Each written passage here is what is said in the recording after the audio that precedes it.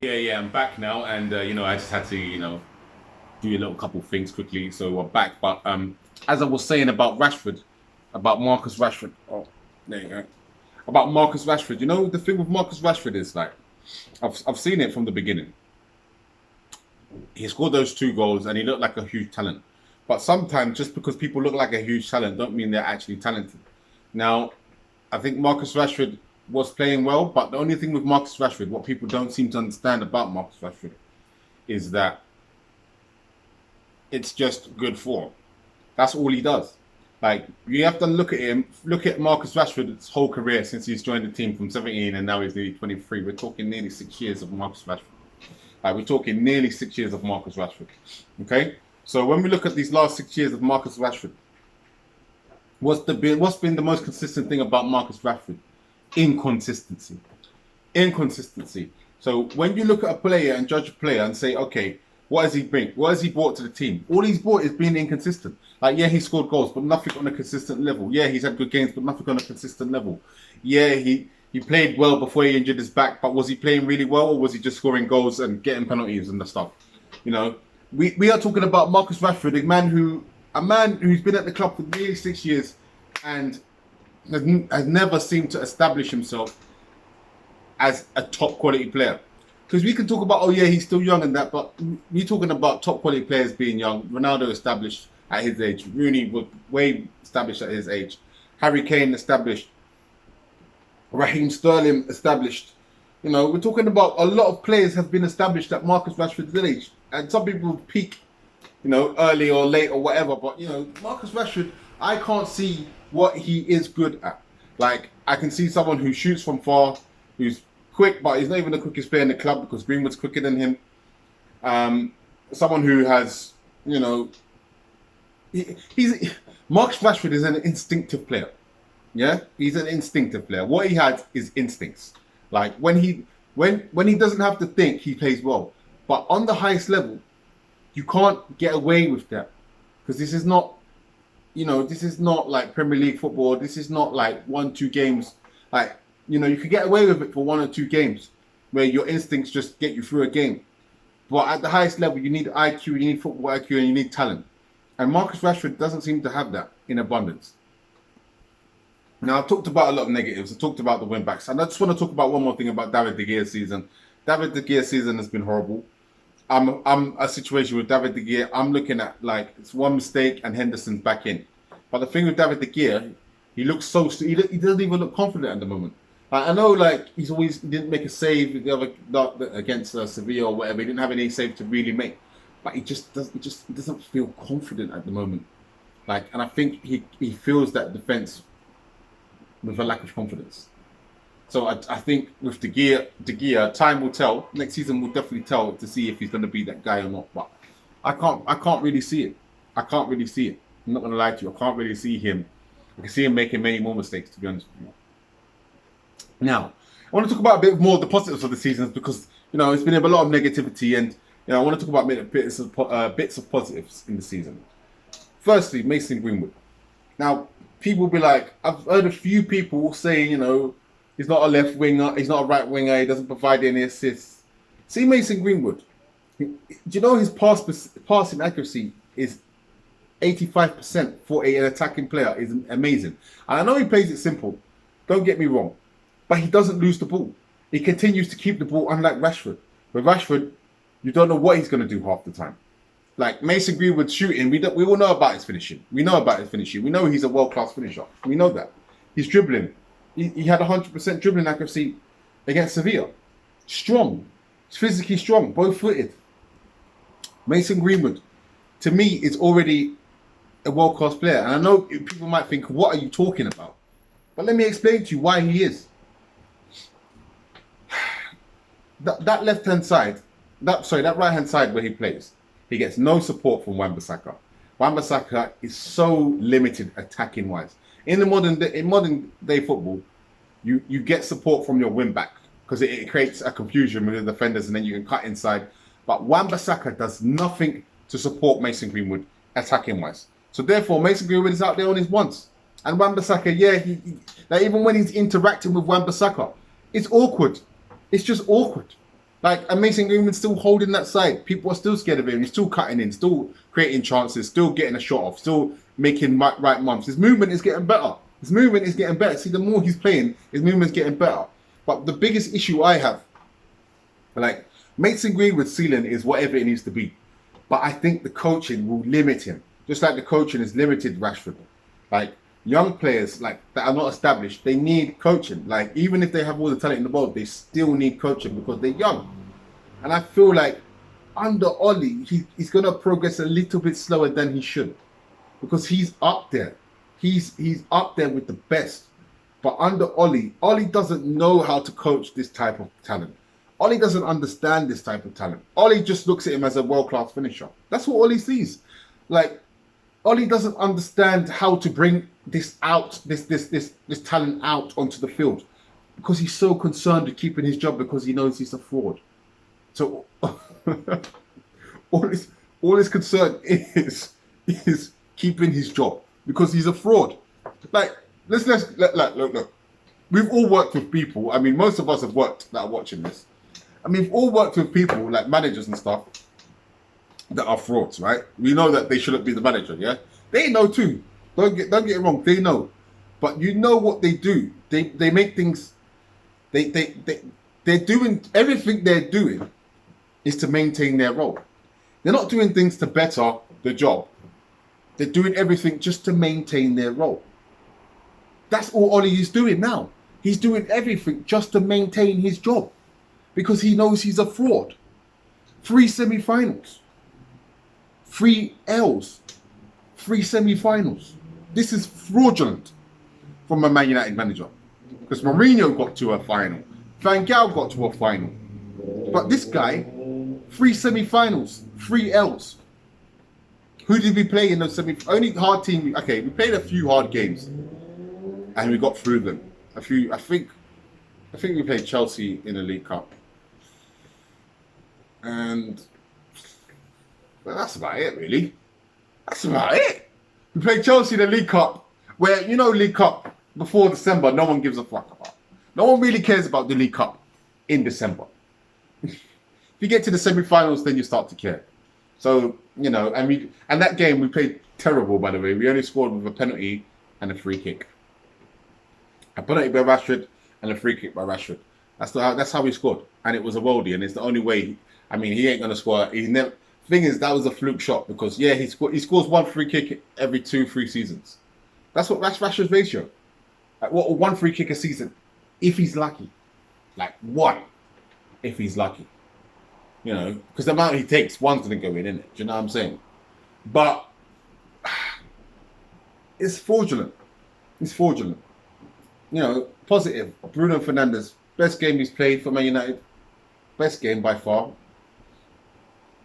Everything he did was good. The ball for Greenwood was special. Special ball from Bruno Fernandes. Special for Greenwood.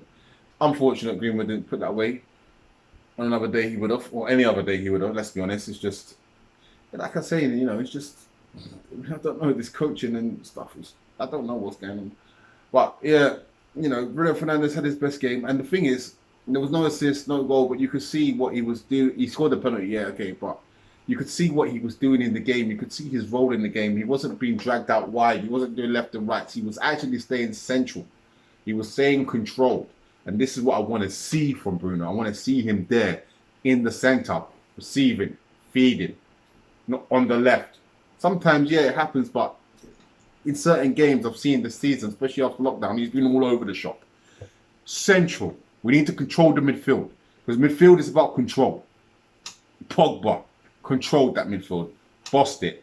Like him and Banega was looking really like Banega's a good player. That Ever Banega, very good player. Like him and Pogba, bossing that midfield. Fred was playing excellent. Another great game from Fred. Like he showed why Matic shouldn't play. And you know, I think going forward in the season. Next season, we need to look at these Fred as a holding midfield player, I think, because Matic can't play every game, and Matic, even though he's different to Fred and he has his own qualities that Fred doesn't have, I think we need someone who can play the ball quicker But Matic is more accurate, but he's slow. He's slow with his passing, and he's inconsistent ever since he signed the contract, as I said. Looking forward to this next season. I think ultimately Oli has done okay, and you know, I still don't think he's good enough. I still think he will get sacked eventually because you know the pressure's on now. The pressure's on now for Oli. Now the pressure's on. Like, will he survive? Will he show that he can step up? And he can't. He can't step up. Like, I said this from the beginning. He's a League One manager at best. He's a League One manager at best. I said that from the beginning. At best. He's no better than League One. No better than League One. No better. Like, he's not. I don't know. Tell me what he does. That's great. Like, people think, oh yeah, he's got rid of Sanchez. I'm like, what the hell is that? Why are you talking about getting rid of a player? Like, that's supposed to be some sort of requirement for Manchester United managers. Oh, he got rid of Fellaini and Sanchez and Lukaku. Like, is that the requirement? Is that the standards of just getting rid of players? And by the way, I would just like to say one thing. I would like to say something that people talk about the players that we get rid of. As soon as these players go, they start performing for other clubs. They start performing. And okay, Lukaku, yeah, he's never going to be Man United striker. But you know what? He lost weight. He's scoring important goals, playing well. You know, and Ashley Young. I know it's a weaker league, but playing well, performing. Smalling, performing. Do you know what I'm saying? Like, Smalling is the best defender in Italy this season, statistically. Who would have thought that? So what does that say about the coach that we had? What does that say about that? We need to think about what is going on. We need to think about what is happening at the club. We need to think about the coaching. We need to think about that because these players that we have, whether you guys believe it or not, and I believe it. If someone else, a top manager, had this squad, they would definitely get more than 66 points. If a top manager had this squad, they would definitely have beat Sevilla. The substitutions were horrendous. The consistent overplaying of players that are not performing, like Rashford and Williams, is horrendous. Top managers would not accept this level of performance from certain players. 3 semi-final losses. Top managers don't do that. Top managers don't do that. Ferguson, I remember, under Ferguson, like, it was only the Champions League semi-finals that we used to lose. We never used to lose semi-finals. And you know, we didn't used to lose every Champions League semi-final, obviously. You know, but we used to win all the FA Cup, League Cup. I don't know, we was the best team and blah, blah, blah, blah, blah. But Pep, okay, Champions League only. He's winning those league and FA Cups. He's winning them. He's wrapping them up. Yeah, he lost this one, but most of the time he's winning them. Like, he's losing every one. We don't have a good manager. Like, we don't. All our coaches. I was looking at the training. All our coaches, like, no offense, they're all English. Like, and I'm not saying, you know, they can't be good, but we know that most English coaches are rubbish. Like, all the English coaches in the Premier League are rubbish. The best coaches are foreign. That says everything that you need to know. In the own English Premier League, the English coaches are the worst coaches. What does that say? But then we are surrounded by English coaches, and not just Carrick and Phelan and McKenna. There's other people in the background that are all English. I was watching them; they're all English. It's just like a bag of friends just having fun. It's not serious. It's not serious. And Ollie's created this. And the reason why Ollie created this, he thinks he's clever. He's created this all English thing so he's protected. Because he knows he's a fraud. He is a fraud. And yeah, he's done decent. He's done decent. If I had to rate the season out of 10, it's a 6 out of 10. He's done decent to get third. You know, that's all he's done. And it's not really an achievement. It's just, we haven't really achieved anything. Because he had the same exact points as last season. So we haven't had any genuine progress. It's fake progress. Because Ollie's a fraud. And he's a lucky manager. That's all he is, a fraud and a lucky manager. Frauds always get revealed in the end. He will be revealed. The next season will be revealed. He's now talking about investment and stuff. He gave contracts to Mata, Lingard. No, he didn't give it to Lingard. Mata, Phil Jones, Pereira, McTominay, Chong, Williams. Yeah, he's given all these rubbish players. He's given contracts to all of them, all of them. And now he's saying we need investment after he's given out contracts to these rubbish players. Fraud. Fraud. He is a fraud. When you Man United fans will see that, I don't know. But he is a fraud. He is the biggest fraud we've had. Because he's only there because he's an ex-striker. He's not there because he knows how to produce good teams. Because he stumbled across a formation. He didn't even want to sign Bruno Fernandes in the summer last season. He didn't want to sign him. What does that tell you about him? He's a fraud. He's just a fraud. We finished third. So what? So what? This is Man United. This is Manchester United. And you're talking about a man who's finishing third as an achievement. This is Manchester United. I'm sorry. I do not accept that. And the fans that do accept that as, oh, we're making progress. We had the same points as last season. What are you talking about? That is not progress. That is just fake progress. It's fake. It's like, I don't know. It's like, it's just not progress. It's like saying, it's like you said, I want a new job because, I want to make more money. This is the only reason you want a job, because you want more money. And then you go take a new job, and then you earn the same amount of money. That's not progress. That's not progress. It's not. You're making the same amount. We have the same amount of points, but he spent 200 million. That's not progress. 200 million spent, not progress. I'm sorry, it's not. This season has been okay. It's been par or just below par. For me, below par, because we lost 3 semi-finals. It's below par. It's below par. For us, Europa League, we should win Europa League 100%. If we're in it, we should win it. It's simple as that. Mourinho knew that, he won it.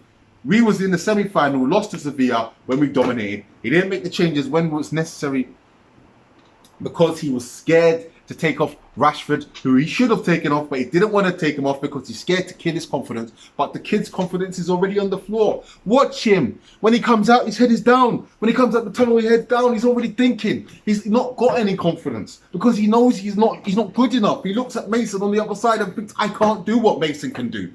He knows he can't do what Mason can do. He knows that. He knows. He knows he can't do what Martial can do. He knows that. He's scared. He knows Sancho comes in. He knows eventually everyone's going to realize that he's going to come out the team. He knows all of this is going to happen. So why do you think his confidence is battered? Because he knows he's not good enough. But Ollie is begging him to be what he's not. Dan James, rubbish. Dan James is rubbish. Why is Trot out on loan and Dan James still here? No football IQ. No football IQ. People talk about we need investment. But the reason why we need investment, because we don't have a system. If we had a system, we may still need investment. But the way people are talking we need 5 players. We said this last season, and we bought 5 players. And we still need 5 players. Like, how many players is it going to take for fans to realize that the guy who's choosing the players is the problem, not the players? Anyway, this season is done. Manchester United finished third, lost 3 semi-finals. That's the headline of the season. Third position, 3 losses in semi-finals. That's the headline. What weighs more? Third or 3 losses? I don't know, man. I think 3 losses weighs more than third to me. 3 losses is a big indication that something's wrong. Because you lose 3 semi-finals, it shows that something's not right. And the captaincy is the issue, is the same issue as the manager. No leadership. So it's all gone wrong. I'm Tactical Red. I hope next season we sign Sancho, Van der Beek, and a left-sided centre back. That's who I hope we sign. These 3 players. because we need backup. We need a right mid or left mid for Rashford, and we definitely need a centre back. And we also need a right back too, but that's another one. Enjoy your day.